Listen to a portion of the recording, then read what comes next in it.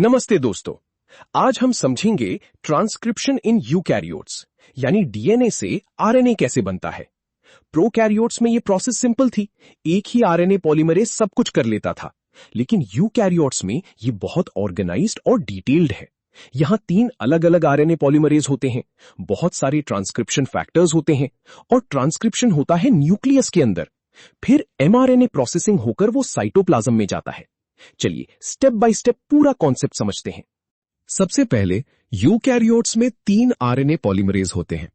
RNA polymerase 1 बनाता है rRNA यानी राइबोसोमल आरएनए। आरएनए पॉलीमरेज 2 बनाता है एमआरएनए यानी मैसेंजर आरएनए। और यही हमारा मेन फोकस है क्योंकि एग्जाम में सबसे ज्यादा यही पूछा जाता है। और आरएनए पॉलीमरेज 3 बनाता है टीआरएनए और 5S आरआरएनए। याद रखिए 1 मतलब आरआरएनए, 2 मतलब एमआरएनए, 3 मतलब टीआरएनए। आज की पूरी वीडियो आरएनए पॉल 2 पर बेस्ड है। अब बात करते हैं प्रमोटर की। प्रमोटर वो रीजन है जहां से ट्रांसक्रिप्शन शुरू होता है। इसमें 3 इंपॉर्टेंट सीक्वेंसेस होते हैं। सबसे पहला टाटा बॉक्स, ये -25 पोजीशन पर होता है, यानी स्टार्ट साइट से 25 न्यूक्लियोटाइड पहले। दूसरा कैट बॉक्स, ये लगभग -75 पर होता है। और तीसरा जीसी बॉक्स, ये लगभग -90 पर होता है। इनमें सबसे इंपॉर्टेंट है टाटा बॉक्स, क्योंकि यहीं पर सबसे पहले प्रोटीन आकर बैठता है और जहां से ट्रांसक्रिप्शन एक्चुअली शुरू होता है उसे कहते हैं +1 स्टार्ट साइट। अब आते हैं ट्रांसक्रिप्शन फैक्टर्स पर। यूकैरियोट्स में आरएनए पॉलीमरेज अकेले डीएनए से नहीं जुड़ सकता, उसे हेल्पर प्रोटीन्स चाहिए जिन्हें कहते हैं ट्रांसक्रिप्शन फैक्टर्स यानी टीएफ। आरएनए पॉल 2 के लिए इन्हें TF2 कहते हैं और ये हैं TF2A, B, D, E, F और H। इनमें 2 सबसे इंपॉर्टेंट है। पहला TF2D, क्योंकि इसी के अंदर होता है TBP यानी टाटा बाइंडिंग प्रोटीन। और दूसरा TF2H, जो हेलिकेस और काइनेस दोनों का काम करता है। बाकी फैक्टर्स भी इंपॉर्टेंट है। A TBP को स्टेबल करता है, B पॉल 2 को सही पोजीशन देता है, F पॉल 2 को गाइड करता है और E TF2H को बुलाता है। अब देखते हैं इनिशिएशन यानी शुरुआत।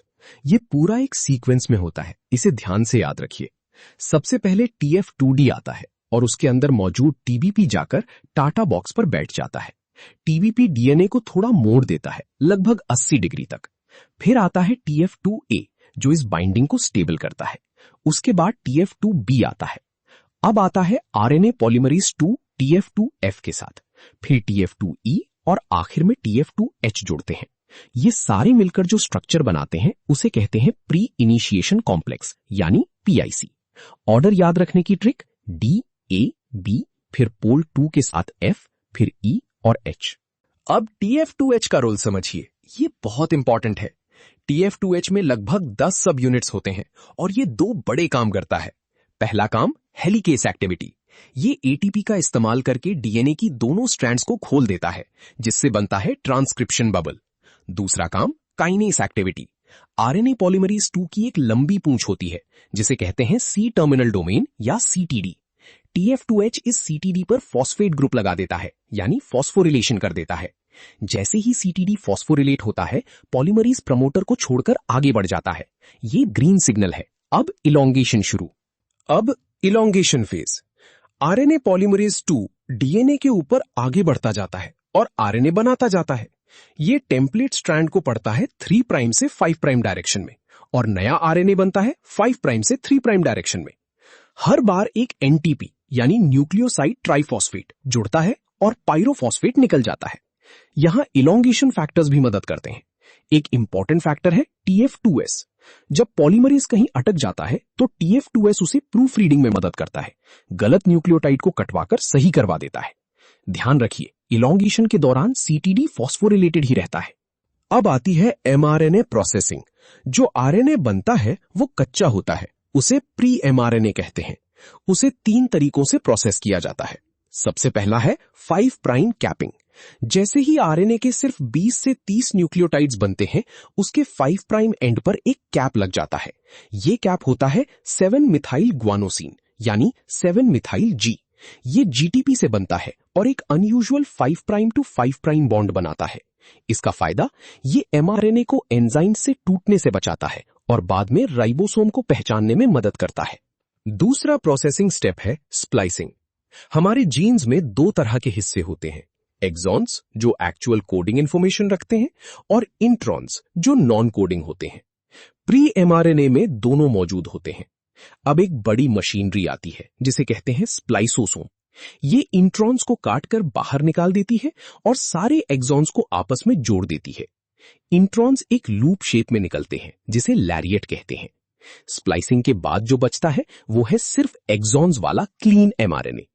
एक इंटरेस्टिंग बात, अलग अलग तरीके से एक्सॉन्स जोड़कर एक ही जीन से कई अलग प्रोटीन्स बन सकते हैं। इसे कहते हैं ऑल्टरनेटिव स्प्लाइसिंग। अब टर्मिनेशन और पॉली ए टेल।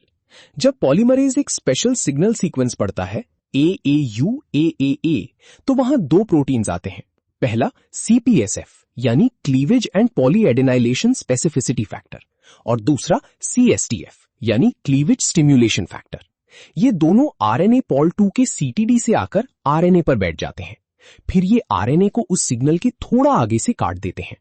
अब आता है एंजाइम पॉली ए पॉलीमरेज जो कटे हुए 3 प्राइम एंड पर लगभग 200 एडेनिन न्यूक्लियोटाइड्स जोड़ देता है। यही है पॉली ए टेल। इस पर पॉली ए बाइंडिंग प्रोटीन्स आकर चिपक जाते हैं। ये टेल एमआरएनए को स्टेबल रखती है और उसे जल्दी टूटने नहीं देती। तो अब हमारा मैच्योर एमआरएनए तैयार है। इसमें 3 चीजें हैं। शुरुआत में 5 प्राइम कैप, बीच में सिर्फ एक्सॉन्स वाला कोडिंग रीजन और आखिर में पॉली ए टेल। ये मैच्योर एमआरएनए अब न्यूक्लियस से बाहर निकलता है न्यूक्लियर पोर के थ्रू और पहुंचता है साइटोप्लाज्म में। वहां राइबोसोम इसे पढ़कर प्रोटीन बनाता है जिसे ट्रांसलेशन कहते हैं। एक बहुत इंपॉर्टेंट पॉइंट, प्रोकैरियोट्स में ट्रांसक्रिप्शन और ट्रांसलेशन एक ही जगह एक ही समय पर होते हैं, लेकिन यूकैरियोट्स में ट्रांसक्रिप्शन न्यूक्लियस में होता है और ट्रांसलेशन साइटोप्लाज्म में, दोनों अलग अलग जगह अलग अलग समय पर। यह एग्जाम का फेवरेट क्वेश्चन है। चलिए एक क्विक रिकैप कर लेते हैं। 1, 3 पॉलीमरेज, पॉल 1 बनाता है आरआरएनए, पॉल 2 बनाता है एमआरएनए, पॉल 3 बनाता है टीआरएनए। 2, प्रमोटर में होते हैं टाटा बॉक्स, CAAT बॉक्स और GC बॉक्स। 3, इनिशिएशन का ऑर्डर, TF2D पहले जिसमें TBP होता है, फिर A, फिर B, फिर पॉल 2 के साथ F, फिर E और H। ये सब मिलकर बनाते हैं प्री इनिशिएशन कॉम्प्लेक्स। 4, TF2H 2 काम करता है, हेलिकेज से डीएनए खोलता है और काइनेज से CTD को फॉस्फोरिलेट करता है। 5, प्रोसेसिंग में 3 स्टेप्स, 5 प्राइम कैप, स्प्लाइसिंग से इंट्रॉन्स हटाना और पॉली ए टेल जोड़ना। और 6, मैच्योर एमआरएनए न्यूक्लियस से निकलकर साइटोप्लाज्म में जाता है ट्रांसलेशन के लिए। बस यही है पूरा यूकैरियोटिक ट्रांसक्रिप्शन। नोट्स जरूर बनाइए और दोस्तों के साथ शेयर कीजिए। धन्यवाद।